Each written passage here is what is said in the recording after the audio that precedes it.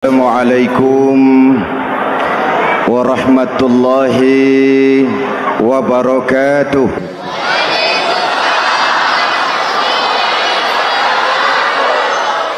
Alhamdulillahi wahdah, sadaqa wa'dah wa nasara 'abdah. Wassalatu wassalamu ala man la nabiyya ba'dah. Sayyidina Muhammad ibn Abdullah wa ala alihi wa sahbihi wa mawalah, amma ba'du.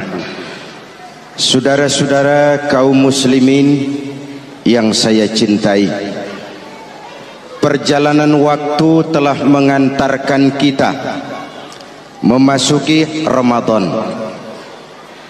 Kata orang, jauh berjalan banyak dilihat, dan pengalaman adalah guru yang paling bijaksana.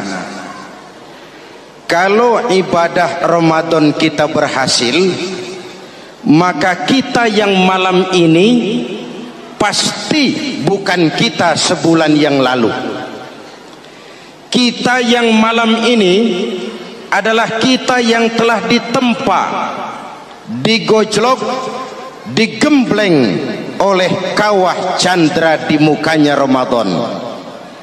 Dan setelah perjalanan panjang, perjuangan mengendalikan diri dan menahan nafsu, kita akan merayakan Idul Fitri. Apa yang harus kita laksanakan?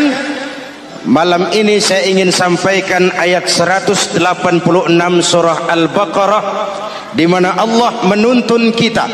Pertama, walitukmilul iddata, hendaknya engkau sempurnakan jumlah bilangan hari puasamu. Puasa sebulan penuh, bisa 29, bisa 30 hari. Yang bisa ru'yat, punya persyaratan mampu ru'yat, silahkan ru'yat. Yang tidak mampu, ikut yang aman saja, dengerin pengumuman pemerintah, cari amannya saja. Sempurnakan jumlah bilangan hari puasamu. Sebab apa? Puasa itu macam-macam. Ada yang puasa model beduk, depan rapat, belakangnya kosong, cuman pembukaan. Ada juga yang pembukaan, pertengahan, dan penutupan. Ada juga yang penutupan saja, mau dapat Lailatul Qadar.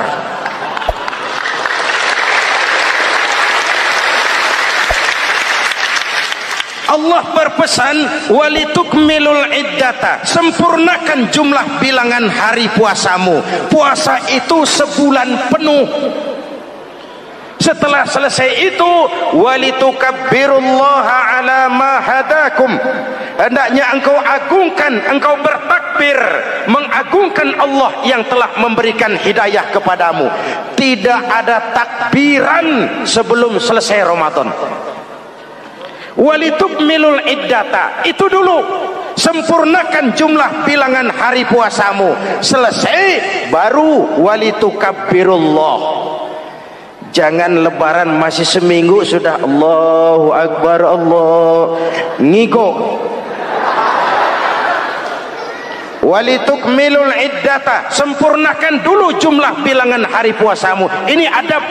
Selesai, walitukabbirullah, baru engkau bertakbir, agungkan nama Tuhanmu. Kenapa?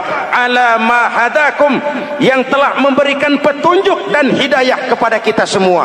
Saudara, kalau bukan lantaran hidayah Allah, berat sebulan penuh enggak makan, lapar melilit perut, haus mencekik tenggorokan.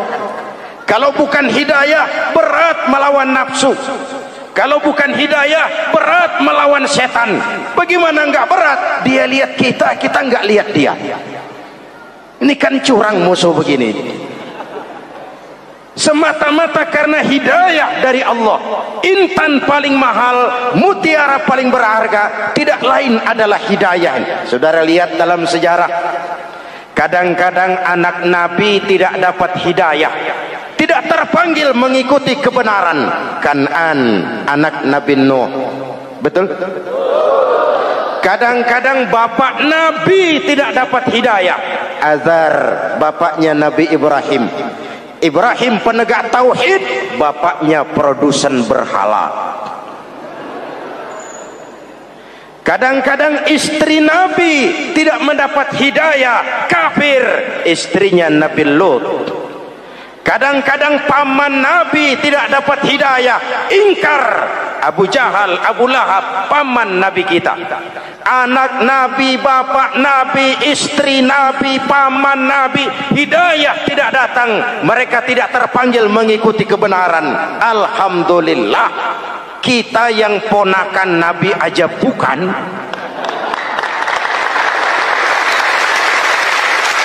kita diberikan hidayah. Dengan bekal hidayah itulah kita masuki nuansa Ramadan, berjuang melawan nafsu, membina takwa, melatih ridha, dengan lapar melilit perut, dengan haus mencekik tenggorokan. Allahumma lakasumtu, Tuhan, untuk Engkau saya laksanakan ibadah ini. Oleh karena itu, jaga hidayah ini baik-baik, karena dia merupakan intan paling mahal, mutiara paling berharga dalam kehidupan kita. Diberikan kita kedudukan yang tinggi, alhamdulillah. Diberikan kita harta yang banyak, alhamdulillah. Tapi itu semua belum ada artinya ketimbang yang bernama hidayah. Maka hidayah inilah yang harus kita jaga baik-baik. Hidayah inilah yang harus kita pelihara. Kita bertakbir kepada Allah, mengagungkan nama Allah yang telah memberikan hidayah kepada kita. Kalau tidak lantaran hidayah, berat melaksanakan ibadah puasa sebulan suntuk. Dengan ibadah Ramadan, kita melakukan pemutihan vertikal. Orang yang keluar dari Ramadan dengan ibadah benar seperti bayi baru dilahirkan oleh ibunya, tidak punya dosa kepada Allah. Idul Fitri, kembali kepada fitrah. Tapi kan kita tidak cuma punya dosa vertikal, kita juga punya dosa horizontal. Kita tidak cuma berdosa kepada Allah, kita juga sering salah kepada sesama manusia. Betul? Inilah momen lebaran itu. Dosa kepada Allah, taubat langsung kepadanya, sonder calo. Dosa kepada sesama manusia, saling memaafkan. Sebab apa? Satu hadis meriwayatkan, selesai sholat id, sahabat mendengar Rasul mengucapkan amin sampai 3 kali. Amin, amin, amin. Heran sahabat, gak ada angin, gak ada hujan, amin 3 kali ya Rasul, ada apa? Kamu gak tahu? Gak tahu. Barusan selesai sholat, malaikat Jibril turun. Lalu, Muhammad, saya mau berdoa kepada Allah, mau kamu aminkan? Silakan Jibril, berdoalah, saya akan mengaminkan. Jibril berdoa, Rasulullah amin. Doanya 3 macam permohonan, Nabi 3 kali mengucapkan amin.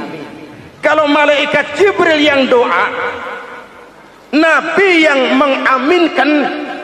Kalau bahasa Inggris, ilokan. Ilokan nih doa meleset. Apa iya? Maknya? Apa doanya? Pertama, ya Allah, hari ini 1 Syawal, doa malaikat Jibril, saya mohon kepadamu, jangan engkau terima puasa dan ibadahnya anak yang durhaka kepada ibu bapaknya. Rasulullah mengucapkan amin. Jelas?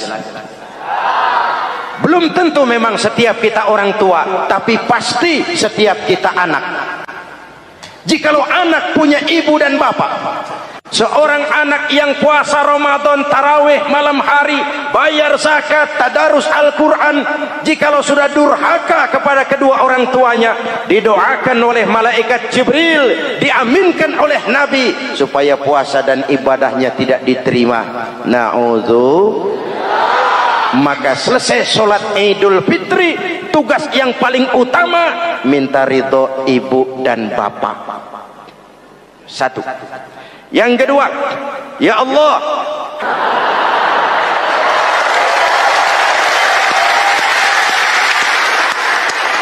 istri itu swarga manut, neraka katut.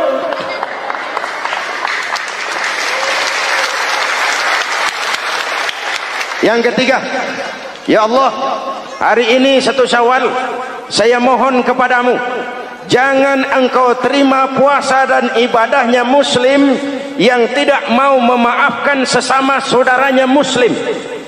Memberi maaf lebih berat daripada minta maaf, tapi memberi maaf lebih mulia daripada meminta maaf.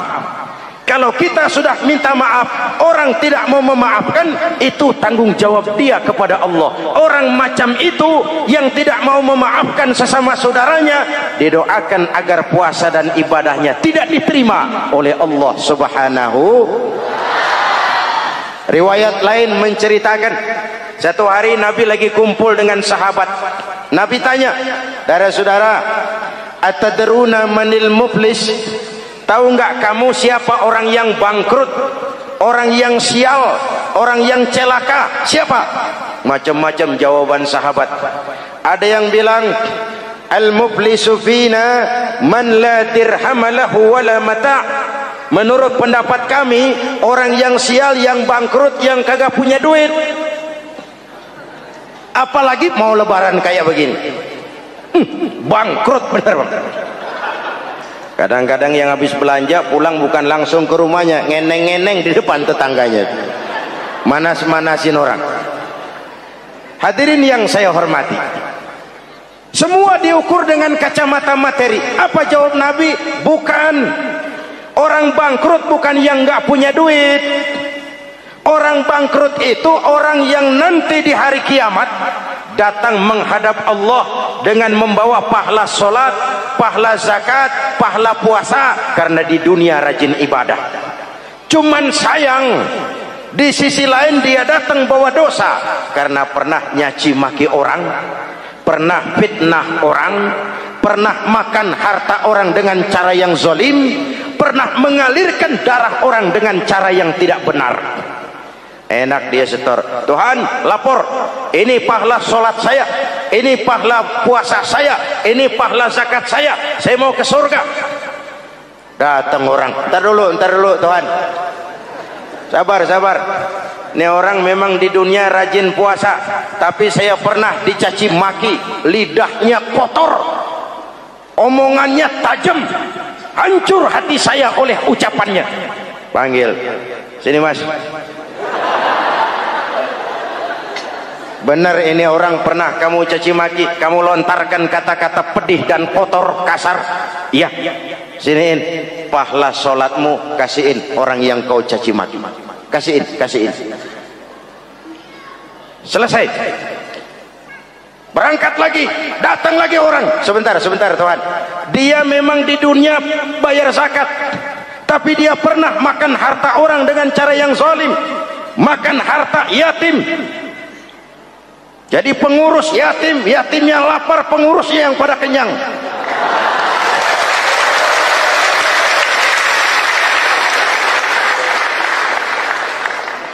Saya menuntut keadilan. Benar. Siniin pahala zakatmu, kasih orang yang kau makan hartanya. Kalau kebaikannya habis, yang nagih datang terus, apa yang terjadi? Dosa orang yang dia sakiti diambil, diberikan kepada dia. Bangkrut nggak? Pahala dipretelin, dosa dikasih. Modal boros, tagihan utang datang terus. Bangkrut bin bangpak alias sial dangkalan. Tahu sial dangkalan? Itu namanya udah jatuh ketiban ember. Jatuhnya sakit, ketiban embernya bonyok. Kita tidak ingin jadi manusia yang rugi dan bangkrut. Karena itu, jikalau ibadah Ramadan memperbaiki hubungan kita kepada Allah, maka Idul Fitri dengan silaturahmi lebarannya memperbaiki hubungan antar sesama manusia agar kita jangan termasuk golongan orang-orang yang bangkrut, karena cuma baik hubungannya kepada Allah tapi tidak baik hubungannya dengan sesama manusia. Ada orang yang pernah difitnah, ada orang yang pernah dicaci maki, ada orang yang pernah dijelek-jelekin, ada orang yang hartanya dia makan dengan cara yang zalim, ada orang yang dia alirkan darahnya, dia bunuh tanpa alasan yang benar. Itu semua akan jadi bebannya di akhirat nanti. Kalau dia menyangkut hakul adami, hak-hak manusia, maka kita harus minta maaf kepada yang bersangkutan. Rasul mengajarkan, ma min muslimaini yaltaqiyani fayatasafahani illa ghafarallahu dzunubahuma. Apabila dua orang Islam bertemu lalu bersalam-salaman, Allah hapuskan dosa yang terjadi di antara kedua orang itu. Jadi baik hubungan kita kepada Allah, jalur hablum minallah, dan baik juga hubungan kita dengan sesama manusia, hablum minan nas. Keduanya ternyata saling berkaitan. Saudara hadirin yang saya cintai, dengan begitu kita berusaha memperbaiki hablum minallah dan sisi lain hablum minan nas, agar kita tidak menjadi orang yang bangkrut di akhirat nanti. Bapak Ibu, saudara-saudara kaum muslimin yang berbahagia, memanfaatkan momentum Idul Fitri dalam kondisi negara kita sekarang ini. Indonesia kita ini kan masih sakit, betul? Multi krisis. Mula-mula kita ini kena krisis moneter, rupiah anjlok, dolar naik ke langit, sampai pernah April 97 dolar mencapai 17 ribuan dari 2.500. Apa enggak kolab? Itu pasti bukan mainan rakyat kecil. Mereka yang dapat kredit BLBI rame-rame borong dolar.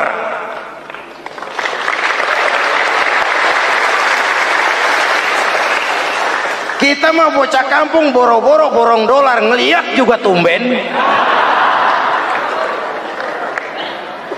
Akibat krisis moneter muncul yang lebih makro, krisis ekonomi. Perusahaan besar ambruk, konglomerat terpuruk, PHK di mana-mana, pengangguran meningkat, kriminal meningkat. Seiring dengan itu muncul yang lebih parah, krisis kepercayaan.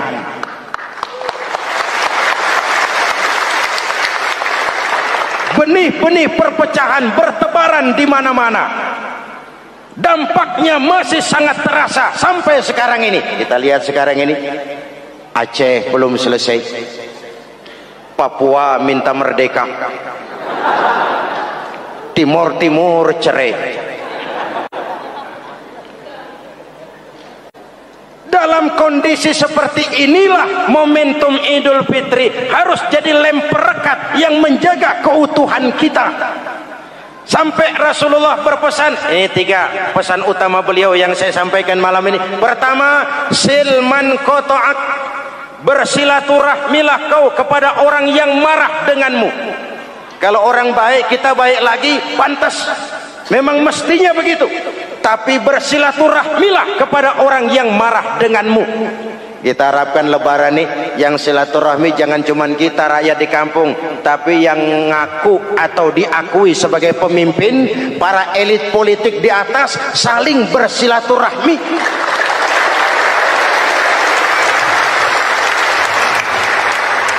Kalau mereka rukun di atas, kita di bawah ngelihatnya enak, betul? Tidak ada orang akan di atas kalau tidak disokong dari bawah. Ini ada warisan sejarah yang enggak sehat.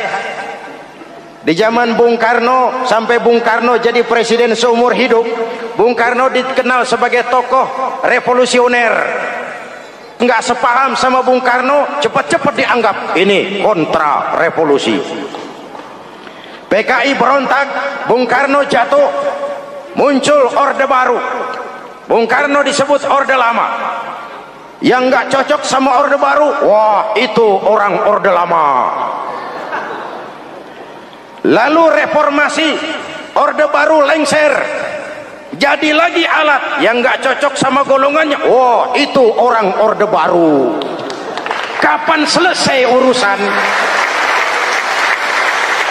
Kalau kita terjebak dengan budaya dendam, naik ini, babat itu, naik itu, sikat ini, kapan mau selesai?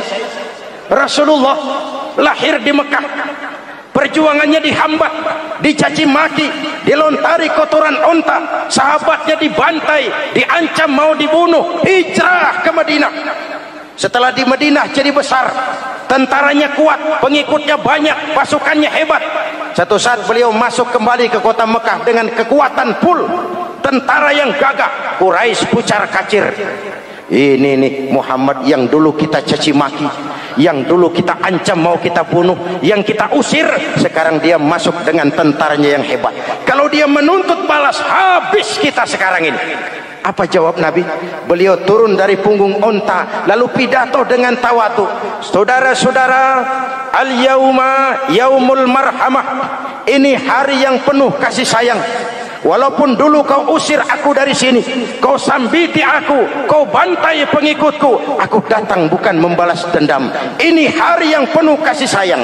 Tidak akan ada pertumpahan darah. Yang masuk Masjidil Haram aman, yang masuk rumah Abu Sufyan aman. Dihormatinya ketokohan Abu Sufyan di depan pengikutnya. Ini akhlak. Kenapa orang macam Mandela lebih bisa mencontoh Rasul daripada kita?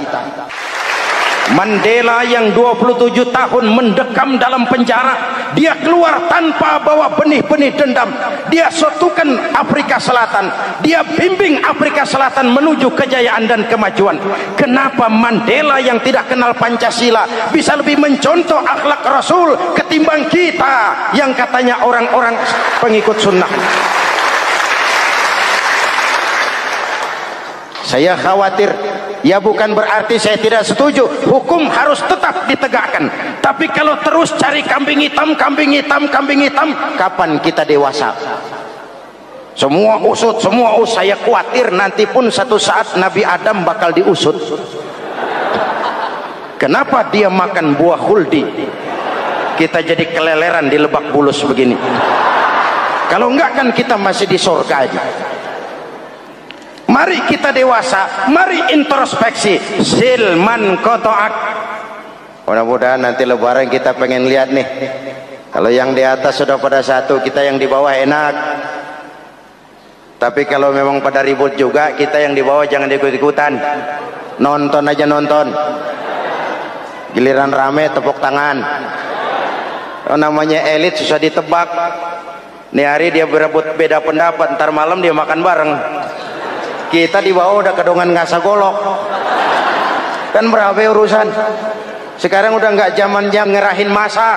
Sekarang adu argumen, biar rakyat tentukan mana yang lebih pantas. Hadirin yang saya hormati, silman qata'ak, bersilaturahmilah kepada orang yang marah denganmu. Momentum Idul Fitri harus meredam keberingasan, harus mencuatkan semangat persatuan dan kesatuan. Udah capek kita diobok-obok. Yang kedua, wa'ati man haramak. Ini masalah kepedulian. Berikan orang yang bakhil kepadamu, sampai orang yang pelit pun kasih. Kepedulian. Banyak anak-anak yatim kita, janda-janda tua. Kalau yang muda sih nggak usah dipikirin. Dewan penyantunnya udah banyak aja. Orang-orang jompo. Mungkin baju kita sudah kurang berharga di lemari kita, tapi sangat berharga ketika kita berikan kepada orang lain. Berbagi rasa. Jangan ada yang lapar di samping yang senyum. Jangan ada yang menangis di samping yang tertawa. Hadirin, yang ketiga, wa'fu amman zalamak. Maafkan orang yang berlaku zalim kepada dirimu. Maafkan orang yang berlaku zalim. Jangan mewarisi sifat dendam, karena Ramadan sudah melatih kita. Tidak akan menyelesaikan persoalan. Dengan semangat ini, maka persatuan, kesatuan, kerukunan dan kekompakan akan lebih mudah kita wujudkan. Kita ingin Indonesia esok lebih baik daripada sekarang ini. Amin. Dan tentu saja kita berharap banyak dari para pemimpin-pemimpin kita, semoga lebih bersikap sebagai negarawan, bukan hanya sebagai politisi. Karena jujur saya ingin berkata, reformasi memang telah melahirkan politisi, tapi belum banyak melahirkan negarawan. Negarawan adalah orang yang ngayomi seluruh rakyat. Sekarang rakyat cuma di atas namakan, biar banyak banget. Kalau tidak mendukung dia, dianggap bukan rakyat. Biar dikit banget, kalau pendukungnya, itulah rakyat sejati. Ini pemimpin model apa kayak begini?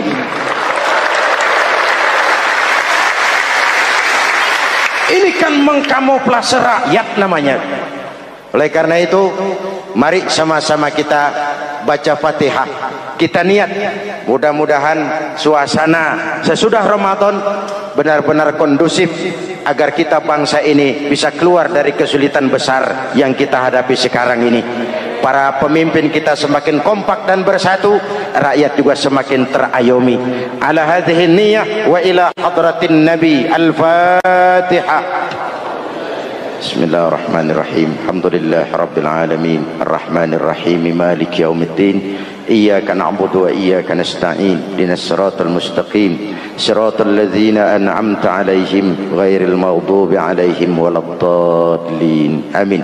Bismillahirrahmanirrahim. Amin. Alhamdulillahi rabbil alamin. Allahumma salli ala sayyidina Muhammadin wa ala alihi wa sahbihi ajma'in. Rabbana taqabbal minna salatana wa siyamana wa qiyamana wa takhassu'ana wa ta'abbudana wa tammim taksirana ya arhamar rahimin. Allahumma ja'alna minas su'ada'il maqbulin wa la taj'alna minal ashqiya'il mardudin. Allahumma a'izzal islam wal muslimin wansur man nasara ad-din wakhzul man khazalal muslimin.